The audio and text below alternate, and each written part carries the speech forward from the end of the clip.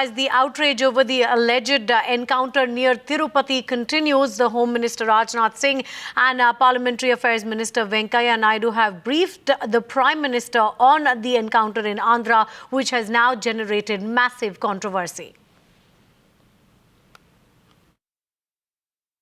गृह मंत्री जी वारंगल एनकाउंटर को लेकर हो रही है कि फेक एनकाउंटर है, फेक एनकाउंटर है, कई सवाल खड़े होने कर सकते हैं। सेंटर में आपने रिपोर्ट भी मांगी है। वैसे इस संबंध में हमारी वहाँ के चीफ मिनिस्टर से बातचीत हुई है चंद्रबाबू नायडू जी से, और अब आंध्रा की बात कर रही है ना, जो तेलंगाना नहीं, तो उस संबंध में कोई रिपोर्ट आने के बाद ही मैं जानकारी दे पाऊंगा। सर, दोनों घटनाओं के बारे में बताइए, चित्तूर और वारंगल। यह मामला स्टेट रिलेटेड है। मैं समझता हूँ कि स्टेट गवर्नमेंट को जो भी करना होगा वो कार्रवाई स्टेट गवर्नमेंट करेगी। Aishwarya joins us for more on this. Now, Aishwarya, we understand that the Home Minister and Venkaiah Naidu have both briefed the Prime Minister about the ongoing controversy raging regarding the encounter near Tirupati. Well, but we are being told by our sources that both of these senior cabinet ministers have met with the PMO officials, because the Prime Minister has already left for his 8-day foreign visit. We are being told that senior PMO officials have just met with both of these ministers, the Home Minister as well as the Parliamentary Affairs Minister, who also happens to be hailing that state of Andhra Pradesh. We are being told that there are certain disturbing ground reports which have been received by senior BJP along.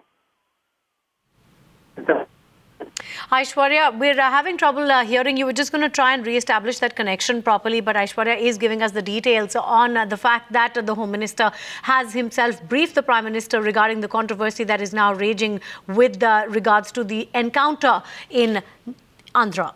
What we are being told is that relatives of those killed in this encounter refused to cremate the bodies of the victims. In fact, the victims' families have also got into some sort of altercation with the police. These are the pictures coming to you from where the victims hail from. And also, we are getting this information that many relatives, many families of those killed have refused to cremate the bodies of the victims. Shabir is with us for more on this now. Yes, Shabir.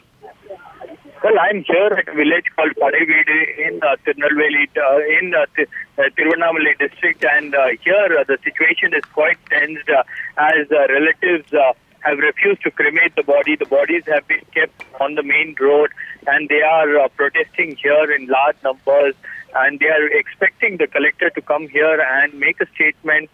All they want is a thorough probe into the killings of the 20 people belonging to Tamil Nadu in Andhra Pradesh.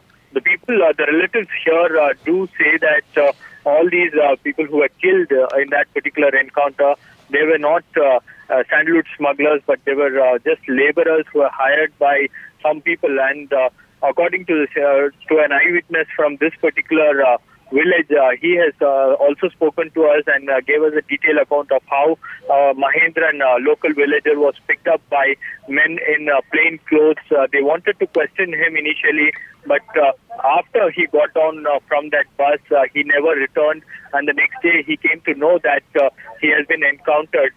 So clearly, the police claims, the Andhra Pradesh police claims, are being demolished by these relatives. They say that people from this village were allegedly picked up by the Andhra Pradesh police, and later they were shot in cold blood. So this is the kind of confrontation that is building up here in Tamil Nadu. The relatives are very adamant. They don't want to cremate the bodies until there is an assurance from the government. Back to you. Have they got any, Shabir? Because we understand, of course, that if they are refusing to cremate the bodies of the victims, it is essentially to get the attention of the state and of the authorities. Have they got any kind of assurance? Has anyone come forth and at least spoken to the families of these victims? As of now, the local officials are holding talks with the local villagers and the leaders, the panchayat leaders and the representatives of various political parties.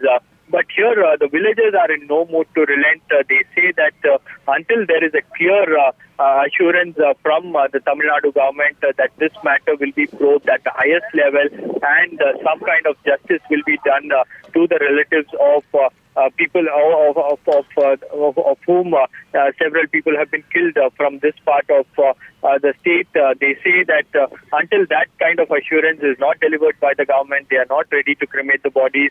And their version is very clear that 7 of them were traveling in a bus from Tirthani, and they were picked up by men in plain clothes. They wanted to question them, and all of them who have been picked up in this particular in the bus that was carrying around 30 to 40 people. Shekhar says that Mahendran, who was around 30 years old, he was targeted. Particularly, they wanted him to get down from the bus, and they wanted to question him. So these are the claims that the local eyewitnesses are making. But clearly, the villagers here are extremely angry with this particular incident, and they are demanding answers from the Tamil Nadu government. Now, the problem and the contention here is, Shabir, that the Andhra police, of course, continue to maintain that these were smugglers and that the police had fired in retaliation, whereas these villagers say that these were innocent people and that this was a massacre.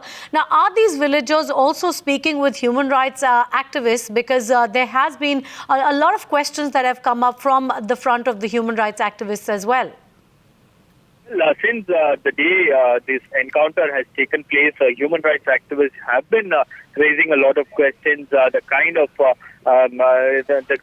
story that the police came up with immediately after the encounter, because there are many loopholes in the police theory, and that's why point by point, human rights activists have been raising questions regarding this encounter. They have gone to the court, and the court has now ordered... All right. Well, thanks very much for that, Shabir. Now, of course, one of the twists that have come in on this controversy is that one of the men who has mysteriously survived that entire incident, a man named Shekhar, claimed that his friend Mahendran that you were talking about, Shabir, he claims that the alleged smuggler was picked up by men in civil clothes on Monday, a day before he was killed.